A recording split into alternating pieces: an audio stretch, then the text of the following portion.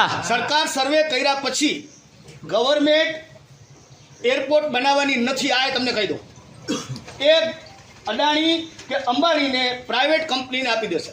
બંધ થાય. વાત જે છે એ ખાનગી- ખરેખર બહુ ગંભીર બાબત છે કે ખાનગી સરકારે, પ્રોજેક્ટ માટે કારણ કે સરકાર તો જ જાહેર નથી સરકારી કરતી. પ્રોજેક્ટ માટે થાય. એનો મતલબ જ એ થયો, સરકાર જાહેર નથી કરતી તો સ્વાભાવિક છે કે સરકારની જે નીતિ છે એ નીતિ અહીંયા બરાબર બહુ દેખાતી નથી. કરતા એરપોર્ટની માપણી કરતા લગભગ 2 થી 3 ગણી જગ્યા વધુ સંપાદન થાય છે. એટલે અમને શંકાના દાયરાની અંદર રહીને આ બધું થાય છે ને એવું અમને લાગે છે.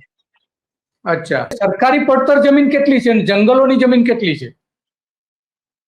સર, સરકારી પડતર તો પુષ્કળ છે. હું અમુક ટાઈમે તલાટી મંત્રી હતો ત્યારે મને ગામમાં નોકરી કરતો તો મને ગામની અંદર પોતપોતાનું ગૌચર છે. બધા ગામો પાસે સરકારી જગ્યા છે. અમારે સરકારનો વિરોધ નથી કરતા, પ્રોજેક્ટનો વિરોધ નથી કરતા. અમે માત્ર અમારી રોજીરોટી બચાવવા માટેનો પ્રયત્ન કરીએ છીએ અને સરકારને ધ્યાન દોરીએ છીએ કે ભાઈ તમે આના અન્ય વિકલ્પ માટે તમે જુઓ. આની પહેલા બધે ઠેકાણે સર્વે થયા છે. મોજબ થઈ ગયું છે, પછી એકવાર દ્રાવડ આપણે કેવું દ્રેવડમાં પણ એનો સર્વે થયો છો. અને બીજા નંબરની અંદર સર ટાટા કંપની પાસે ઓલરેડી પ્લેન ઉતરવા માટેની એક સ્ટ્રાઇપ તૈયાર છે.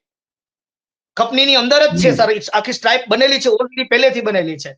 એને જો વ્યવસ્થિત થોડું ઓલું કરી નાખે તો બી અહીંયા એરપોર્ટ બનવાની શક્યતા છે.